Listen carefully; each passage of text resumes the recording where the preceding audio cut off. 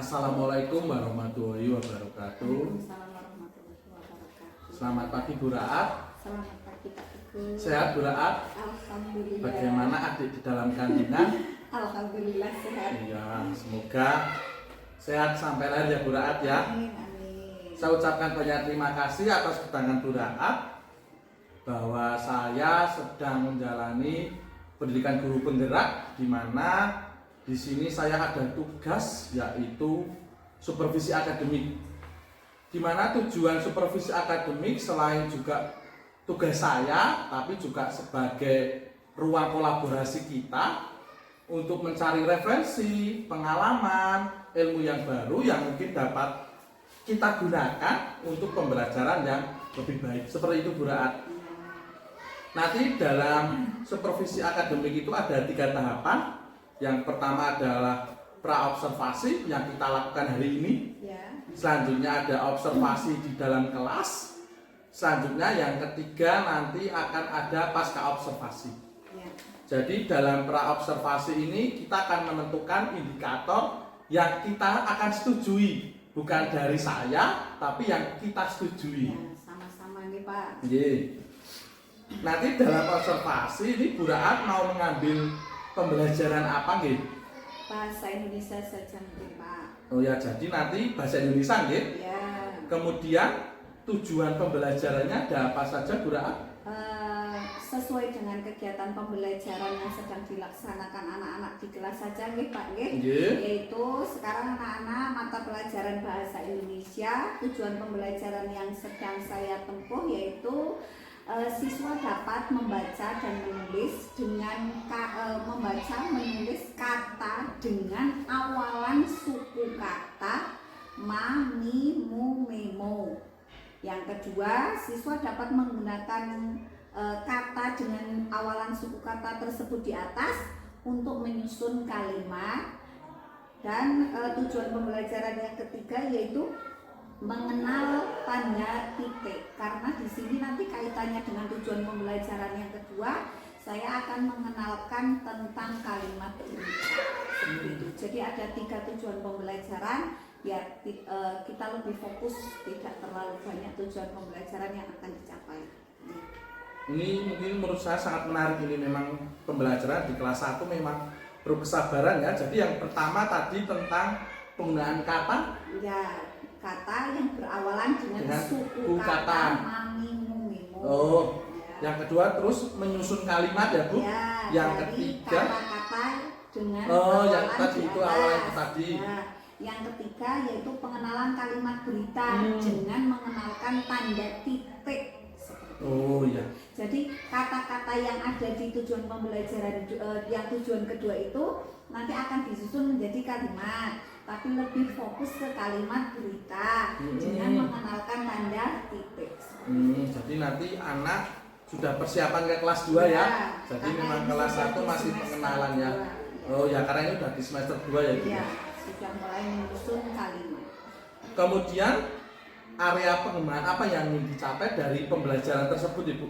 Karena ini baru untuk langkah pertama mengenal kalimat lebih panjang. Biasanya kan anak-anak di kelas 1 itu untuk di semester pertama itu kata-katanya masih kata-kata yang ringan. Nah ini baru di awal semester ini anak-anak mulai mengenal kalimat yang untuk penyusunan kalimat dari kata-kata. Jadi area pengembangan yang akan saya kehendaki di sini, otomatis saya akan mengembangkan kata-kata ini, menyusun kata-kata ini menjadi sebuah kalimat yang bermakna, namun tetap saya garis bawahi dalam lingkup tetap kalimat berita. Jadi lebih fokus untuk pengembangannya di situ. Jadi yang dituju itu nanti anak bisa mengenal kalimat dan membuat kalimat yang bermakna, berita yang bermakna ya. Bagus sekali Bu. Kemudian bagaimana cara mengimplementasikan dari tujuan pembelajaran tersebut pada pembelajaran? Ya, kalau pada awalnya itu kan dulu sudah, kalau di kelas 1 sudah sering kalau untuk kata, suku kata sampai ke kata itu kan sudah sering menggunakan kartu-kartu kata. Nah mungkin besok pengembangannya akan lebih menarik dalam penyusunan kalimatnya. anak-anak akan saya ajak untuk membuat kartu kata sendiri. Kan karena tadi mulai dari suku katanya kan sudah saya tentukan mami, mimo, Ya. nanti kita kembangkan jadi kartu kata yang berupa kata dari nanti dikembangkan jadi kata. Nah nanti di sini strateginya saya akan membuat susunan kata-kata, kartu kata yang akan kami susun menggunakan kartu kata tersebut untuk menyusun kalimat berita. Dan ini untuk saat ini di kelas kan sudah ada papan flanel, jadi nanti saya tinggal mengembangkan kata-kata tersebut. Saya buat dengan bahan bersama anak-anak yang bisa kami tempelkan di situ. Jadi saat kegiatan pembelajaran pasti anak-anak akan lebih tertarik karena mereka menyusun sendiri.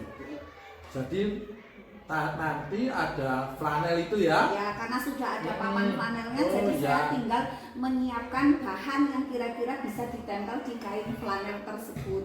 Biasanya kan menggunakan kartu kertas yang belakangnya kita kasih double tip, kan bisa langsung ditempel dan mudah dilepas kembali. Karena untuk saat ini di sekolah kita Pak belum punya papan flanel yang ada ceplikan itu ya. Jadi kan kalau di ruang kelas 1 papan flanelnya masih berupa seperti karpet, bahan karpet biasa itu. Jadi bisa kita siasati menggunakan double tip yang mudah ditempel tapi juga mudah dilepas seperti itu.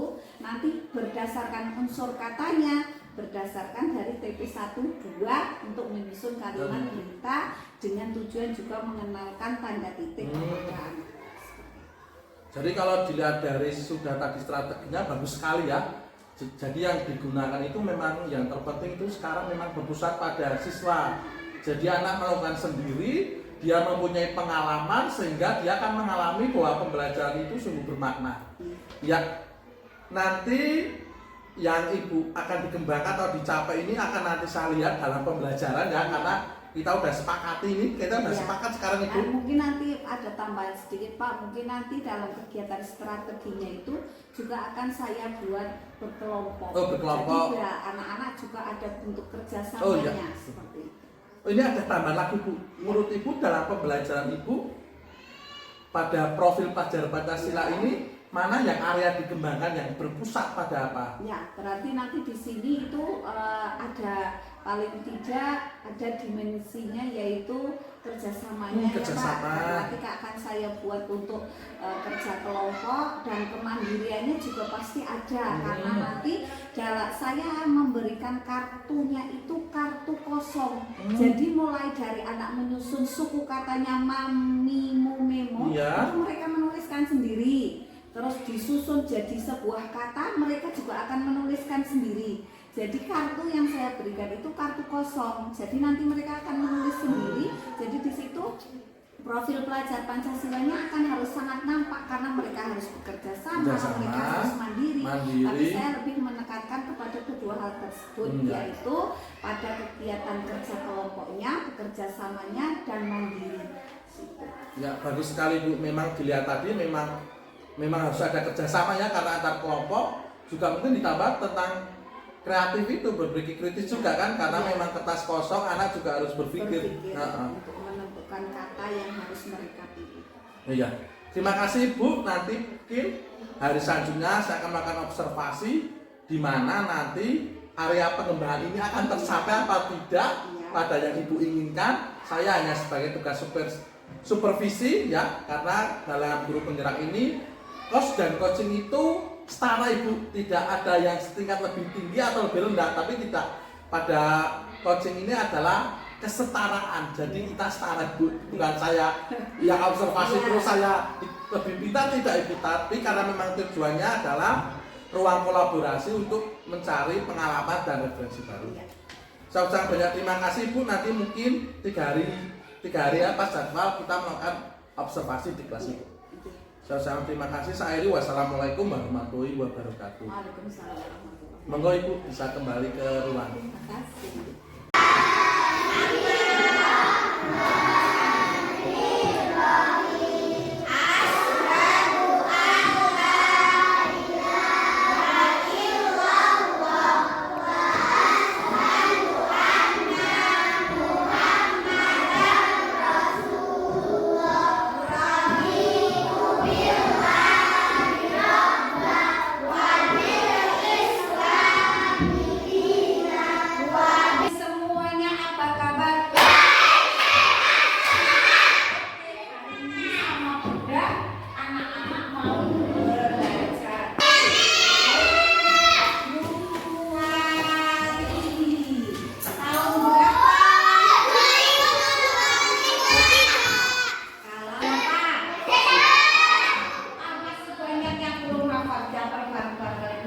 Januari.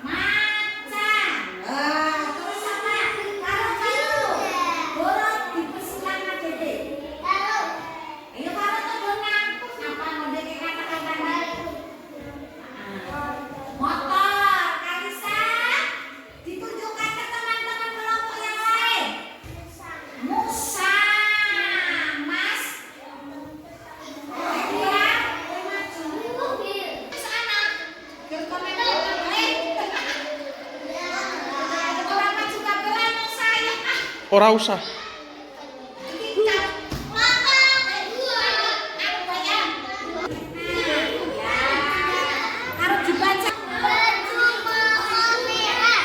Ya.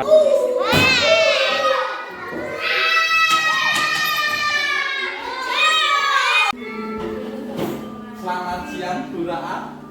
Selamat siang Pak Teguh. Sehat, Bu Raat? Alhamdulillah sehat. Pangapunten Bu Rini, ini dengan waktunya karena memang harus pasca observasi, harus ada PT. Kemarin kita sudah melakukan observasi ya Bu Raat. Ya. Kemudian ada beberapa yang saya tanyakan Bu Raat tentang pembelajaran yang telah dilakukan Bu Raat kemarin. Dalam pembelajaran Bu Raat itu, menurut Bu Raat itu ada nggak refleksi Bu Raat? Ada, pastinya setiap kali mengajar refleksi itu bisa berbentuk kekurangan ataupun suatu kelebihan yang saya temukan dari kegiatan pembelajaran kemarin yang diobservasi oleh Pak Teguh berkaitan dengan mata pelajaran saya yaitu bahasa Indonesia dengan tujuan pembelajaran mengenal kosakata yang berawalan huruf N. Itu ada beberapa refleksi, ada refleksi yang bersifat semacam kelemahan, dan ada juga yang bersifat kelebihan. Untuk yang bersifat kelemahan yang harus saya perbaiki, yaitu yang pertama saat anak-anak bekerja kelompok, karena cenderung kelas 1 jiwa kepemimpinannya itu masih sangat kurang. Jadi selaku ketua kelompok di mana saya membimbing anak-anak untuk agar bisa bekerja sama, itu terlihat masih sangat kurang. Mungkin karena belum terbiasa seperti itu. Jadi saya refleksi saya harus sering melakukan kegiatan-kegiatan semacam kerja kelompok seperti itu agar lebih terciptanya kerjasama di antara anak-anak. Terus untuk yang refleksi bagi saya yang sudah kelihatannya sudah baik, namun tetap harus saya tingkatkan lagi, yaitu berkaitan dengan saling membantunya. Karena dalam kelompok itu kan anak-anak harus saling membantu. Kosakata atau kata dan kalimat yang mereka temukan tidak boleh sama. Jadi mereka terlihat asik, saling memberi aja, punya kamu jangan ini, punya kamu punya saya sudah ini. Jadi terlihat komunikasi yang baik antara anak-anak itu menurut saya sudah cukup baik. Jadi dari refleksi saya menemukan 2 aspek itu dari kegiatan pembelajaran kemarin. Berarti memang kalau anak kelas 1 nih buat kelompok itu memang masih tapi itu harus saya lihat sudah dibiasakan. bagus kok, Bu. Maksudnya udah berproses seperti itu. Kemudian dari pembelajaran Ibu kemarin terdapat pembelajaran berdiferensiasi, Bu. Ya, karena ada beberapa anak yang masih belum mengenal kata, itu kan jadinya tidak menyebutkan kata-kata yang sulit, tapi baru suku kata yang berkaitan dengan huruf A, I, U, E, O.